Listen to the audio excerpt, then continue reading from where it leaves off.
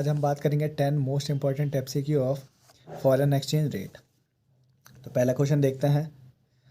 The decrease in the value of domestic currency in relation to foreign currency due to fluctuation in the foreign exchange rate is devaluation, appreciation, depreciation, none of the above. तो इसका जो right option है वो हम क्या होगा, option C होगा। ठीक है, डेप्रिसिएशन होता है इसका मतलब। सेकंड क्वेश्चन की बात करें, due to depreciation of domestic currency export rise, import rise, export falls या नन ऑफ द अबव। हमें पता है जब डेप्रिसिएशन होता है डोमेस्टिक करेंसी का तो हमारा क्या होता है, एक्सपोर्ट बढ़ जाता है। ठीक है ना, इस वजह से क्या होता है, हमारा डेप्रिसिएशन होता है कहाँ, डोमेस्टिक करेंसी में। थर्ड क्वेश्चन की बात करें, which of the following is correct. Depreciation in the value of domestic currency is caused because of fluctuation in demand and supply. Devaluation in value of domestic currency is done intentionally by the government. Appreciation is done intentionally by the government. Last option है both A and B option. तो इनमें से कौन सा option सही है? Devaluation in value of domestic currency is done intentionally by the government. ये option सही है। ठीक है ना, जो डिवेल्युएशन का मतलब क्या होता है, जब गवर्नमेंट खुद से अपनी डोमेस्टिक करेंसी की वैल्यू घटा दे तो उसको हम क्या बोलते हैं, डिवेल्युएशन बोलते हैं। तो इसलिए ऑप्शन जो डी है वो हमारा सही होगा। ठीक है ना। फोर्थ क्वेश्चन की बात करता है, which of the following is not correct in value of domestic currency.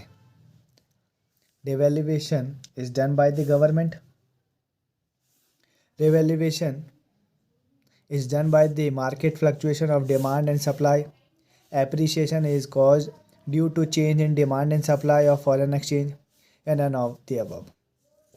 हमें पता है जो इनमें से ऑप्शन ए है वो राइट है। डिवेल्युएशन हमारा गवर्नमेंट के द्वारा हुआ जाता है। ठीक है ना। एप्रिसिएशन का मतलब होता है जब डिमांड और सप्लाई में क्या आ जाए, चेंज आ जाए। जब डिमांड एंड सप्लाई ज़्यादा हो जाए तो उसको हम क्या बोलते हैं, एप्रिसिएशन बोलते हैं। ठीक है ना, फॉरेन एक्सचेंज का। ठीक। और जो ऑप्शन बी है, revaluation is done by market fluctuation of demand and supply. Revaluation का मतलब होता है जब गवर्नमेंट इंटेंशनली अपने फॉरेन एक्सचेंज की वैल्यू बढ़ा दे, अपने डोमेस्टिक करेंसी की वैल्यू बढ़ा दे। ठीक है ना। तो इसलिए जो ऑप्शन बी है वो हमारा क्या है, इनकरेक्ट है। फिफ्थ क्वेश्चन की बात करें, devaluation takes place under which system. Fixed exchange rate system, flexible exchange rate system, manage floating exchange rate system and none of the above. हमें पता है डिवैल्यूएशन गवर्नमेंट के द्वारा किया जाता है और जो डेप्रिसिएशन है वो डिमांड एंड सप्लाई के द्वारा होता है। इसलिए जो ऑप्शन ए है वो हमारा सही होगा। ठीक है ना, क्योंकि जो फिक्स्ड एक्सचेंज रेट सिस्टम है इसके ऊपर पूरा का पूरा कंट्रोल किसका होता है, गवर्नमेंट का होता है। सिक्स्थ क्वेश्चन की बात करें, the value of US dollar 1 has increase from ₹60 to 70. It means rupee has appreciated, rupee has depreciated, both A and B या none of these। हमें पता है ये डेप्रिशिएट हो रहे हैं। ठीक है ना, इसलिए जो ऑप्शन बी है वो हमारा सही होगा। सेवन्थ क्वेश्चन की बात करें, flexible exchange rate system is also known as pegging system, floating system या फिर डर्टी फ्लोटिंग या बोथ बी एंड सी। हमें पता है जो फ्लेक्सिबल एक्सचेंज रेट सिस्टम होता है उसको हम फ्लोटिंग एक्सचेंज रेट सिस्टम भी बोलते हैं। इसलिए जो हमारा ऑप्शन बी है वो सही होगा। एट्थ क्वेश्चन की बात करते हैं, dash is a mixture of fixed exchange rate system and flexible exchange rate system. Manage floating exchange rate, variable exchange rate, floating exchange rate, या फिर नन ऑफ द अबव। जो मैनेज फ्लोटिंग एक्सचेंज रेट होता है वो mixture होता है।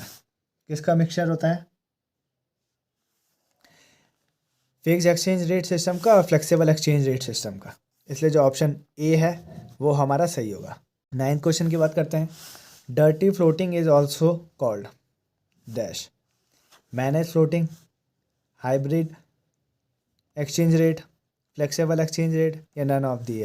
जो dirty floating है उसको और किस नाम से जाना जाता है? हमें पता है जो डर्टी फ्लोटिंग है उसको ही हम क्या बोलते हैं? मैनेज फ्लोटिंग के नाम से जानते हैं। इसलिए जो ऑप्शन सही, ऑप्शन ए है वो सही होगा। 10th और लास्ट क्वेश्चन की बात करते हैं। Dash refers to the price of one currency in terms of other. तो इसको क्या बोलते हैं? Foreign exchange rate, foreign return rate, foreign investment rate, या नन ऑफ दीज। जो फॉरेन एक्सचेंज रेट होता है वो हमारा क्या होगा? सही आंसर होगा।